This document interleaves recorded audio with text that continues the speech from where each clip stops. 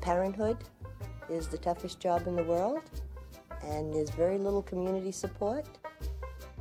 Parents are the children's first teachers. Children learn to read in school with worksheets and textbooks, and children don't know it's a nice, snuggly, warm, fun time.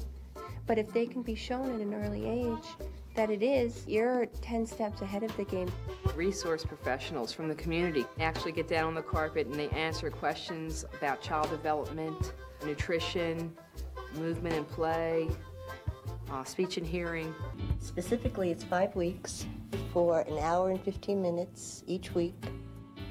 We convert the community room into an early childhood center, and it becomes a special time for parent and child to be together, to play together, to play with other children, to meet other families, and to meet resource people, so that it's a combination toddler program, but also a parenting program with a little toddler. There's not too many places you're comfortable with going, that you're completely at ease, and this is it.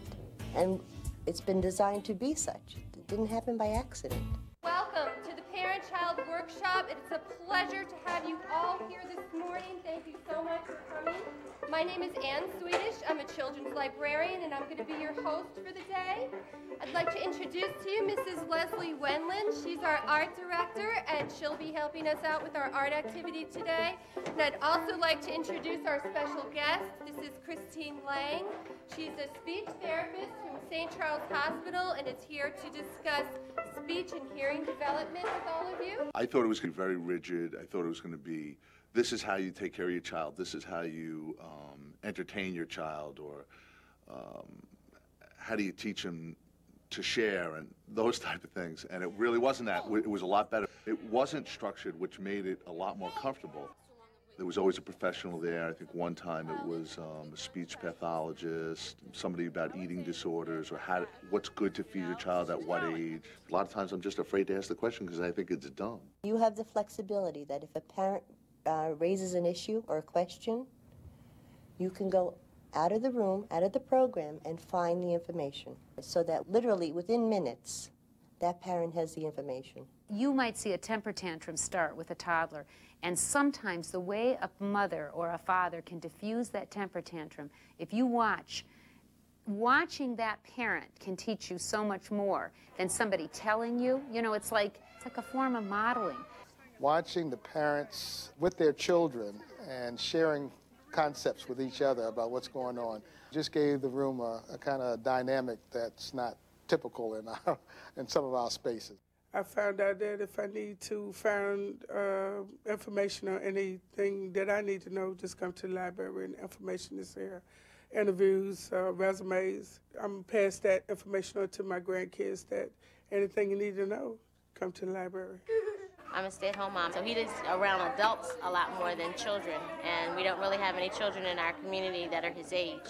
And I've really watched his vocabulary grow tremendously since he started here. For the most part, the workshop alleviates fears.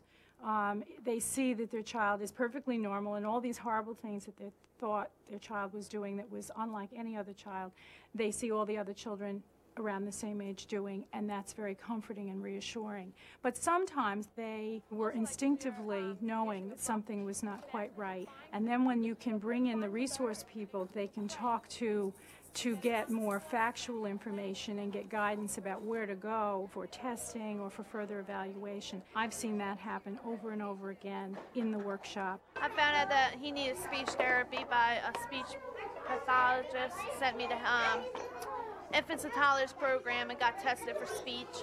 Well, I get to interact with other parents and I learn things, you know, as far as child raising. And every week I come here, I'm learning something new, getting a better tip, and you know, and it's our bonding time. It's been a reward to know that I was able to give my child this type of resource and watch him develop within it and watch him play and do and interact. I mean, to watch him go from this dependent little person into this more independent, socially active young man, and I did that. I mean, as a mother, I did that. I realized that, am I a horrible parent? No. Am I the perfect parent? No. But am I a good parent? Yes. And then people let you know that just because they've had that experience. I just wouldn't miss it. It added something to my relationship with my child, my relationship with other children, my relationship to other parents. Okay, everybody, before we sing our goodbye song, I want to thank all of you so much for coming. We really appreciate it and hope you had a good time today. Teddy bear, turn around. Teddy bear, touch the ground. Teddy bear, stand up high. Teddy bear, touch the sky. Teddy bear, bend down low. Teddy bear, touch your toes. Teddy bear, stand up high. Teddy bear, wave bye-bye. Bye-bye, everybody. Have a great summer. Bye, sweetie. Bye. Thanks for coming. I'm sorry, Rebecca Lynn. What were you saying? I have one of those books. You do? Oh, this is a great book. I love this book. It's a guess what book? You read that with Mom? Yeah? That's terrific